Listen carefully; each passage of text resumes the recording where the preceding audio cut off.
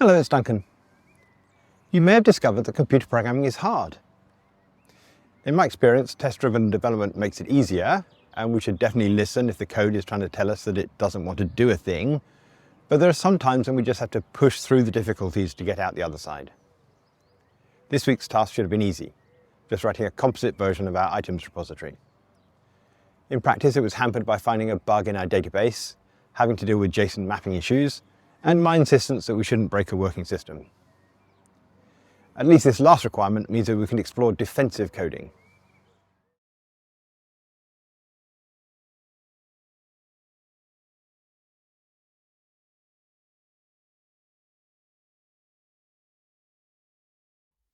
For those of you who are fortunate enough not to have been following along for the last 18 months, here's a quick review of the Gilded Rose stock data.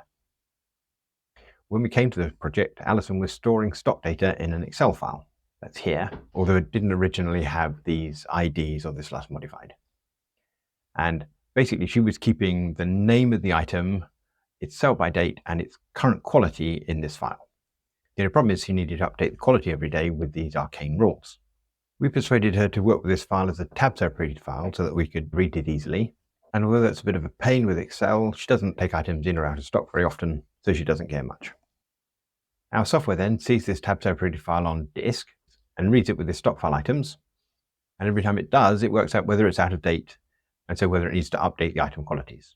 So the first time it runs every day, it loads and then saves the file. The code that works that out is in this stock class here.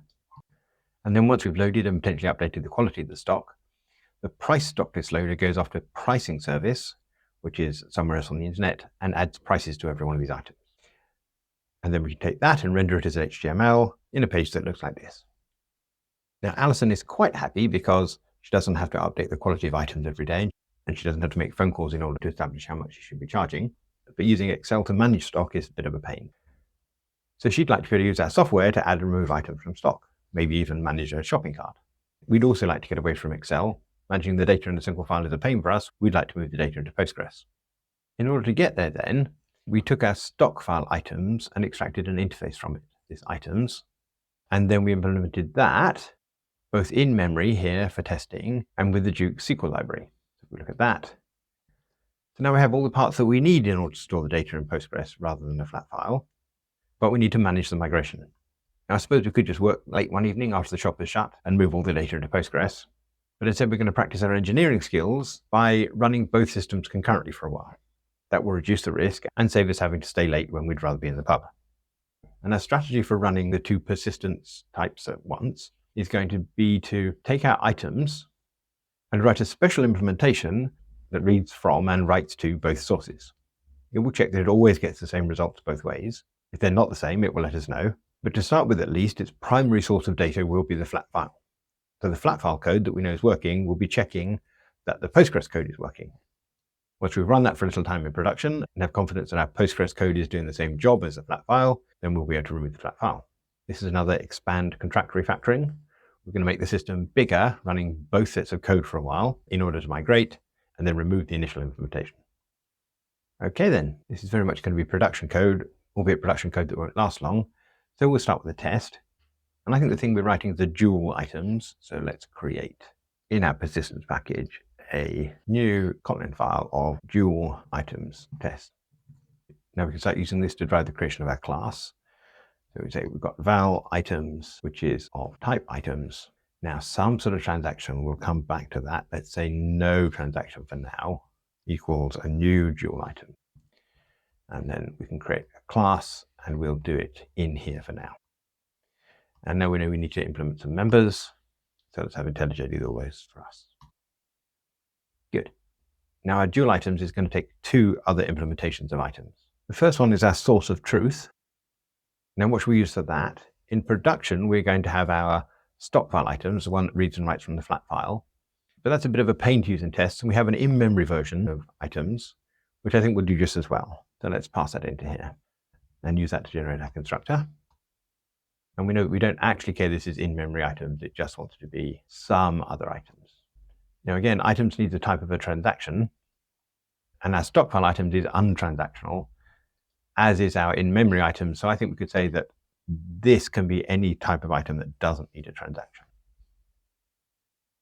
Now what about the other items? Well, we know that's going to be our Duke items, the one that's talking to Postgres. So let's create one of those here. And for that, we need a DSL context. And I think there is a test DSL context as a variable that we can use. So let's go and create that. Right, now we've got some types. Let's look at the operations and write some tests. So we'll write a test. And usually I start with empty. So let's just import that. So with nothing in our in-memory items and nothing in our database, if we were to read, or in fact load, then we would expect to get an empty stock list.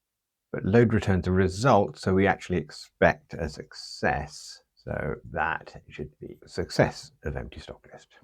Okay. Now we've got a bunch of compilation issues. We can import assert equals. Empty stock list. I think if we look at our items contract, we have an initial stock list and an empty stock list, or well, actually we're calling it null stock list. So let's pull this up to the top level to make it available as test data. That will let us import that as null stock list. Success needs to be imported. And now this load we can't call because we don't have any context receivers. We need IO and a transaction. Now remember, this IO context is our way of marking that code uses IO. So we expect it to fail and to return different results at different times. We can supply that in the same way as we did with items contract with this extend with IO resolver class. So I can take that and put it into here.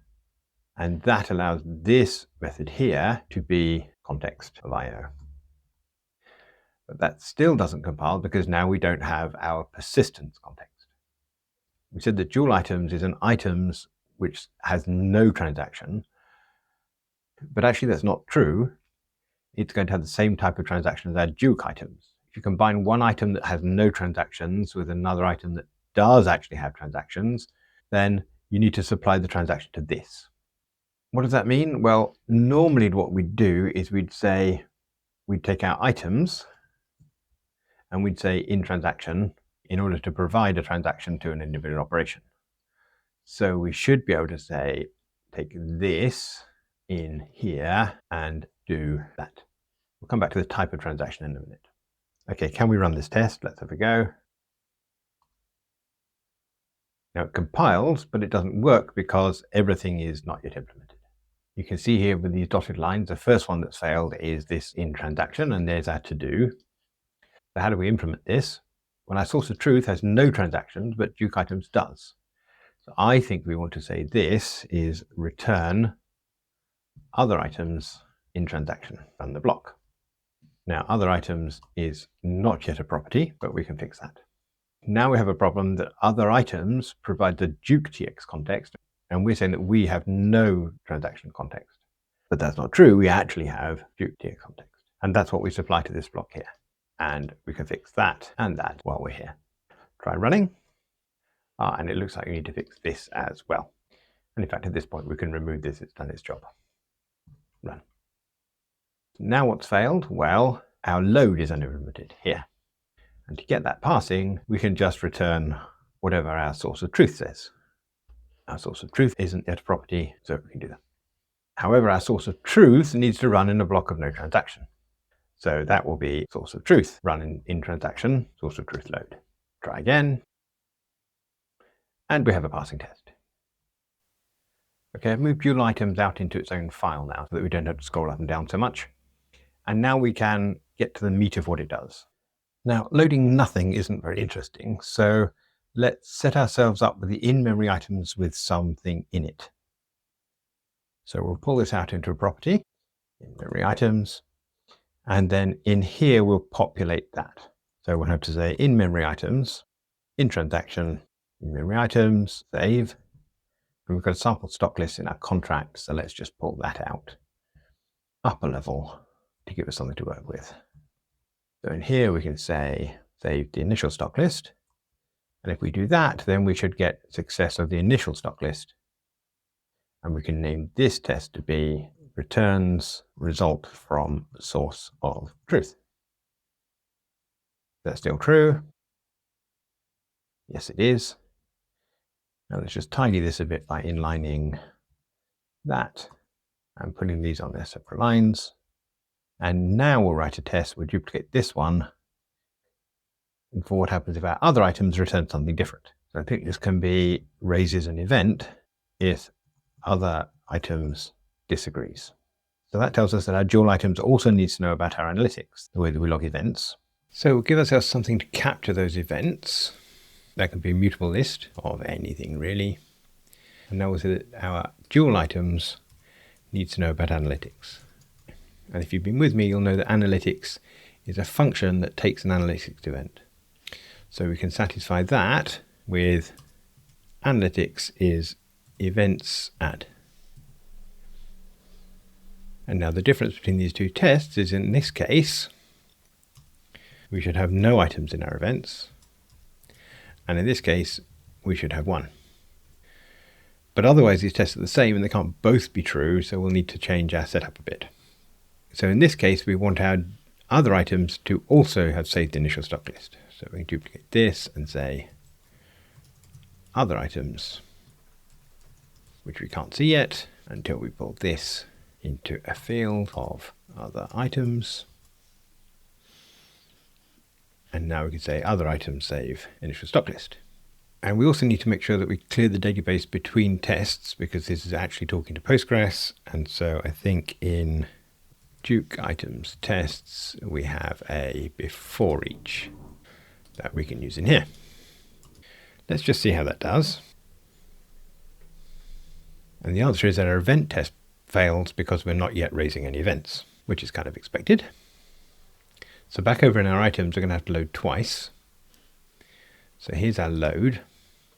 And let's take the result of this and assign it to result. And then we'll duplicate that as other result. And that's going to be what happens if we ask our other items to load. But in this case, the transaction we're going to be using is the one that we're running in, this Duke GX transaction. So we should be able to remove that. And now we can ask the question, if result is not equal to other items result, badly spelt, then we need to raise an event.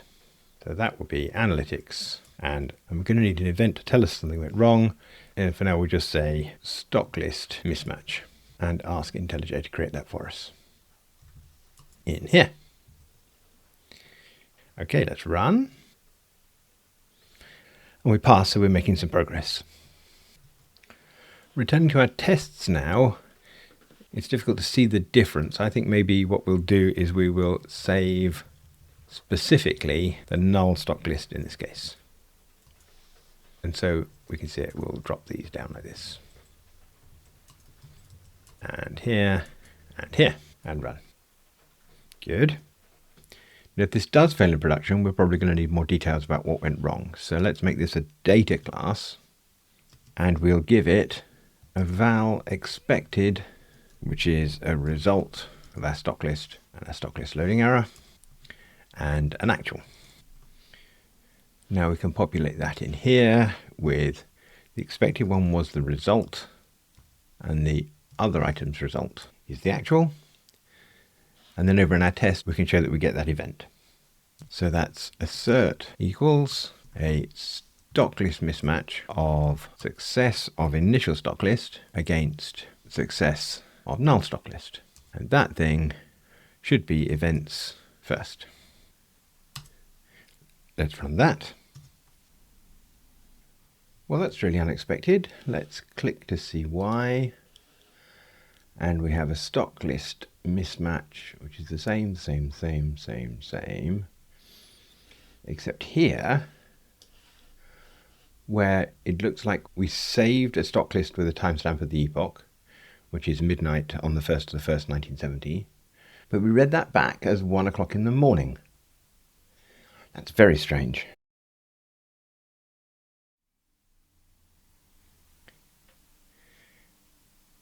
And now the tests will pass. Now at this point, if you haven't watched last week's video, you won't know how we got those tests passing.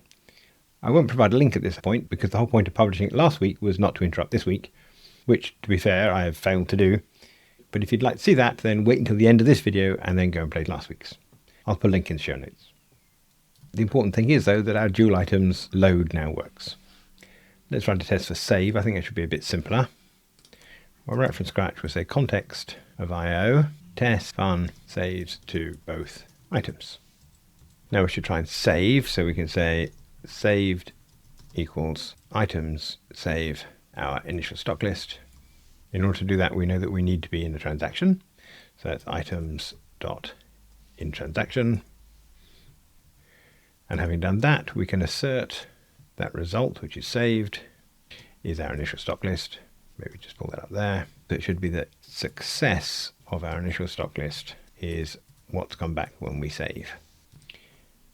And now we want to show that it's saved to both. I think we'll pull this from here, put it in there, and this will be in memory items, load, copy that into there. And so we should see that.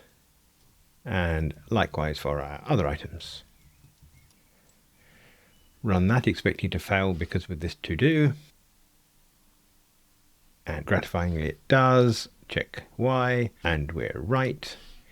Go back here and say that we should save first of all to our other items stock list, and then we should return source of truth, save stock list.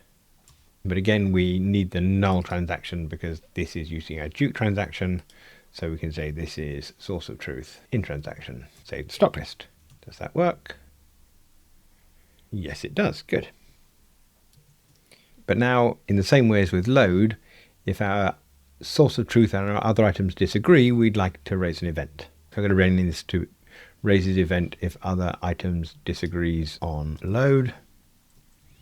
And here we'll say raises event on save. Now, it was quite easy to make our two items disagree about loading because we could set them up with different contents. But disagreeing about saving is a bit harder. We actually need to make an item that works badly. This is, of course, the realm of mocks. Before we address that, I think let's actually write the test that we want to see. We want to set up the two items in some way to make one of them fail. But then the thing we want to do is say that if we were to say items save initial stock list, then that should come back as success of initial stock list, but we should also have an event to say that something went wrong. So it would look something like this, but where this is set up to have other items return null stock list from save. How can we do that? Well, I think if this was Java, I'd just go to my Duke items and create a special subclass of that overrides save to do something different. We're encouraged not to do that sort of thing in Kotlin. We don't like solving problems through subclassing. But actually, I think it might be the least worst thing to do here. We know the code that we're writing at the moment is going to be removed eventually, and so it's a temporary hack. Let's just see how bad it would be. We could make this open. And if we did, then we would need other items is an object that extends Duke items, taking our test DSL context. We'd also have to make Duke items open, and then we can override our save to do the super save, but then return, well, down here we said we would be returning null stock list. Let's say success. And I think we might call this broken other items. Now we need to set up our items, just this local scope, which is a dual items on our in-memory items and our broken other items and our analytics, which is going to be our events add. Okay, does that pass? Well, no, but then we haven't implemented the right code in dual items. So in here, we'll say this is val result, this is val other result. Put that down there and do the same thing here before we return result. I think this is reasonably other result, as is this, and I think other result would have been a better name down here as well. Run that. Good. Now, this feels really quite wordy for what it does. I wonder whether we couldn't say return result here, and then also get the other result, and then say if it is not equal to other result, and then maybe give that an actual name. Feels a little more Kotlin because it means that we can make this a single expression. Is that going too far? I quite like it. Let's do the same thing here. That sort of has a nice shape, I think. Check that we're right by running the tests. And we are. A little bit of tidying up before we go on. I think we'll drop that into there. And I seem to remember in Duke items, we didn't need the open here because we made the class open. And this was an interface method. Are we done yet? Well, not yet. I think I'm going to be a bit persnickety and say that we need a stock list saving mismatch and a stock list loading mismatch. They should be different things so that when we see this event, we know what we were doing. So I'm going to rename at least one of them to be stock list loading mismatch. And then we never needed the class body, and then duplicate this as stock list saving mismatch. And it should be stock list saving mismatch that we see in here. Run the test just to check that it will fail. And does. Look at this. I think I could use single in there and then not do that. Fix this one as well. And then fix everything by saying this is stock list savings mismatch. And run. Good, good. Now we're almost there, but there's another way that things can differ, and that's if our other items throws an exception. That could be either an IO exception because it can't talk to Postgres, or some other exception because we've got our logic wrong. And in these cases, we want the source of truth to still carry on saving or loading. We want our system to carry on running properly. So we're going to be super defensive. We're going to write tests to show what happens when we have IO errors, and then we're going to fix that as well. So over here, we have raises event if other items disagrees on load. And we'll do the same sort of thing, that is raises event if other items throws on load. Now we've still got the setup of in-memory items, but I don't suppose we need to set up other items here. We want to survive the load, but we need to have some way of making our other items throw, but we've already bitten the bullet and subclassed, so let's do the same thing as we did here. So we'll give ourselves a broken other item. This one is going to override load to raise an error. And then as we did down here as well, we are going to create a local copy of our items. Now we can set up our in-memory items, show that it works. And now we want an event of, say, stock list loading error. Oh, stock list loading error is a bad name because we're actually using it for this one here. I think maybe we'll call this stock list loading exception caught. And I guess if we were to remember the exception, or better still have it up here, and then we could throw a particular one here and show that it was inside here. Don't have one of those. Let's create it. Loading exception caught. It should maybe have asked IntelliJ to do it for me. This is going to take a val. Should that be a throwable or should it be an exception? Normally we say that we shouldn't catch throwables, we should only catch exceptions, that we want to know at the top level about throwables. But in this case we are actually specifically logging this, so I think I'm going to make it a throwable. Okay, now the test will compile, we can run. And that fails in the way that we expect, because our exception is leaked. Okay. So now we need to try in our other items load. So we'll say try, do that, catch, throwable, or throwable. And if we get that, we want to say analytics. Here is a stock list loading exception caught given the throwable. We have some issue here, which is, we didn't say this was an analytics event, but we can fix that here and run. That one's done good. And then we'll do a similar thing for throwing on save.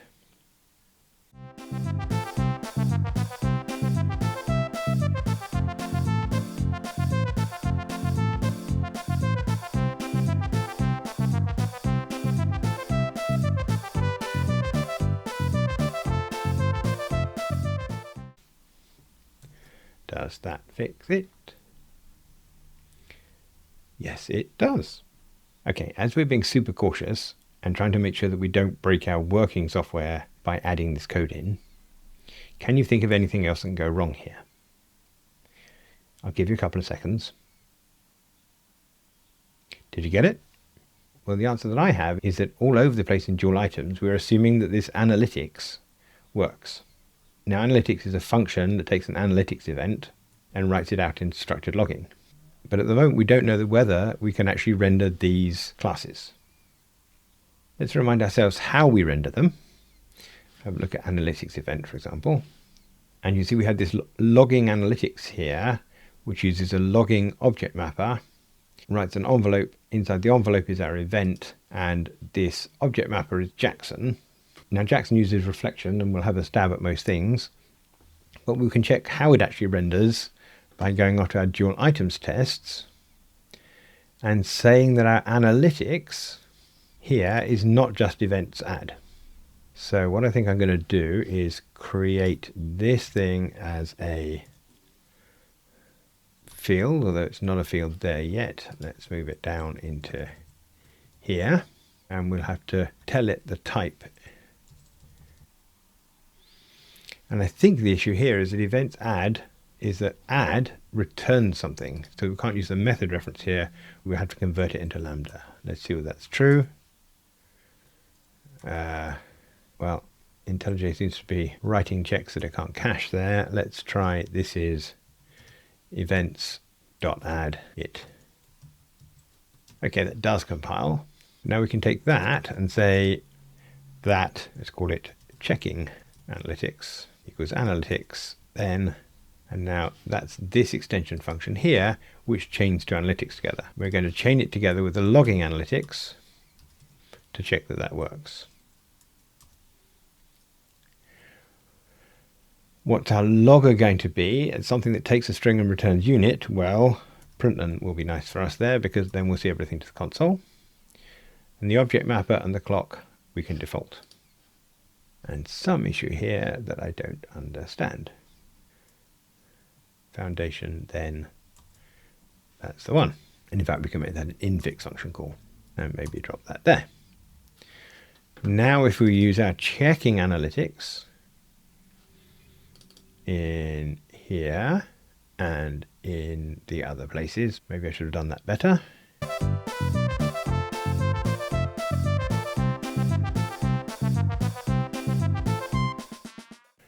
Right, so now if we run just this at least as a test and look at our console, well, that's interesting. We only have one output. And I don't know why everything is on one line. Did we use print maybe rather than println? Ha, we did. Idiot Duncan. Let's run that again. Good, and now we'll look at our trace, and we're getting some very strange names of things. So somewhere I think our logger is broken. This looks like a good place to go and have a cup of tea and then do a little investigation without boring you. Okay, well, I'm back. As you may see from the fact that I've changed my top and trimmed my beard, it's taken more than a cup of tea. But here we are, Stack Overflow's come up trumps with JSON produces invalid field names from Kotlin value classes. And the solution down on here says we should be using JSON module Kotlin, but we are. But down here, and you see I've upvoted this comment, it says that you do need to be using JSON object mapper rather than just creating an object mapper. So let's just go and have a look. The JSON object mapper we're using is in analytics. And it's here, you can see our logging object mapper is an object mapper.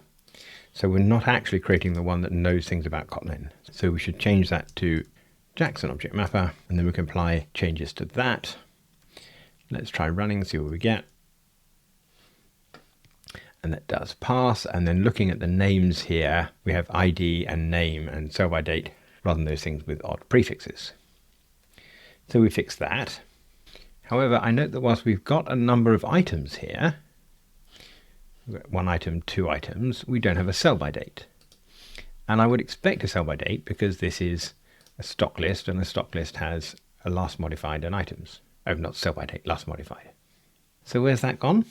I'm going to write a test to just write out a stock list on its own, check that it's nothing to do with our result, because in here this is a result of stock lists and stock list loading error. So just an exploratory test. It's going to be test fun delme, and we're going to say let's go to our analytics, and I think if we were to make this internal, that would be okay, wouldn't it? So in here we can say give me a logging object mapper and write value as string, and the thing we had was our initial stock list, and then we're going to need to print that. Run that single test, and what do we have? We have ID, so we have an array here, not an object with a last modified and an array inside it. So it looks as if Jackson has picked up the fact this is list of item, implements list of item, and he's ignoring the fact that it's actually a class in its own right. I can understand that behavior. Normally we want lists to render as arrays, but I can't find any way to change its behavior. I've asked this question on Stack Overflow, but silence was the stern reply. And to be honest with you, I'm not sure I want to modify my stock list class for just this one case of omitting an event in code that we're going to remove quite soon anyway. So what I think I'm going to do is I'm going to copy the basic stock list here into here, and we'll maybe call this Jackson renderable stock list. Now if we had one of those inside our mismatch events, let's say here and here and here and here, then we think it would render the last modified properly. That will cause some compilation failures, of course, for example here. But if we had a result to renderable, which we could create on that, let's put this over here, then this would be on a result of stock list, and stock list loading error doesn't need a T and an E, and would be return this map, and now it is a stock list, and we need to return a Jackson renderable stock list. So that's our Jackson renderable stock list, given the stock list last modified and the stock list items. This is not compiling because of Jackson renderable stock list, and I think because of that brace there. We need to import map, and had we done, then we probably wouldn't needed that. So this is now a single expression, and we can use it in here, anywhere else, yes, in here. Anywhere else, no, looks like we're done. But now we're also going to have troubles over in here. And I think we'll make this internal so that we can use it to renderable, and again in here and in here. Finally run everything. And now if we click on one of these, we'll see that we have expected has a value with a last modified and items in it. So we fix that. This is a bit tedious, isn't it? Anyway, we can now delete delme. And one more issue I see is that these tests around throwing, in here we have a stack trace, and that every stack trace element has a class loader name and a module name and a module version and so on. This is a bit of a pain. We'd really just like a list of strings. And we solved that problem with analytics already. Let's see what subclasses of analytics event we have. And one of them is this uncaught exception event. And here you can see we have a message and a stack trace. And we take the exception and we take the stack trace out of that, and we toString every element of it. That looks like a good pattern, so let's copy that. It's a data class, so we can't actually subclass it. I don't think we should worry about the duplication. Let's just copy it into dual items and say that our stock list loading exception caught and saving exception caught should look like this. And in fact, I think if we were to take that body and put it there and there, we would be good. This is now unused. And if we run our test this time and look at the output for one of the throws, you'll see that we now have a stack trace, which is just an array of strings. Well, it's not perfect, but it is better. Sitting back and reviewing the code for our dual items, we seem to have an awful lot of arduous and tedious code in here. It's specifically coupled to Duke items for its other items. It specifically needs no transaction for the items which are its source of truth. And it has to jump through some hoops just for the analytics. One way we could make it a tiny bit more bearable is if we didn't have to worry about these two renderables at this level here. So if I make a function here and then go and look at that, then I can pull this up to the top level, put it in here, say, and I can do the same with this. Out of here. And if I made these internal, then I could also use them from the test, which then wouldn't need the renderable either. Any more of those, and the same in here.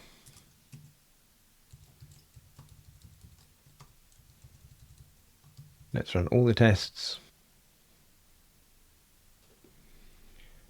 And they pass.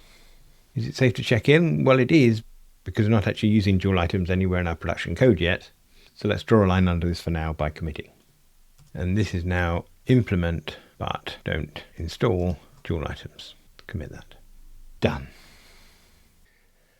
Well, you may have been able to tell by the tone of my voice that I was heartily sick of this task by the time I completed it.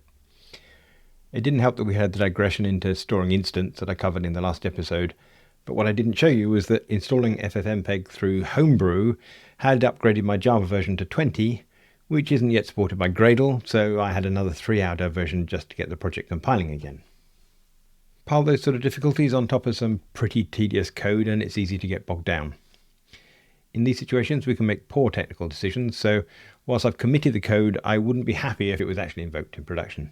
I'll try to get a good night's sleep before the next episode so that my judgment is restored. Then we can look on what we have with fresh eyes and decide if it's good enough. If it is, then, barring technical disasters, we'll finally go to production with Postgres. If you'd like to see that episode, then please subscribe. And if you've enjoyed this, because I'm not sure I have, then I think you'll enjoy the book that I wrote with Nat Price called Java to Kotlin, a Refactoring Guidebook, details of which are in the show notes below. Thanks for watching.